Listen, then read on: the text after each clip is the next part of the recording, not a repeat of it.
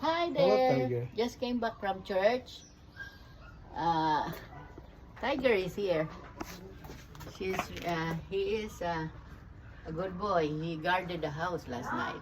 He's barking so loud. He's the best guard ever.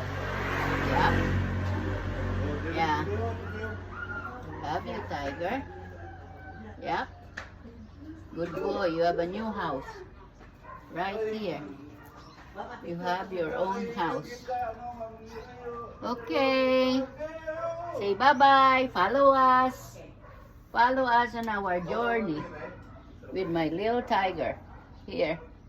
I wonder what's going on with him. Sometimes he's a little bit limping. So we tried to lessen a little bit his food. Maybe he became so overweight. But other than that, he's active, he's alert, he does everything he wants to do. A good boy. Okay, follow us. Take care. Have a nice Sunday.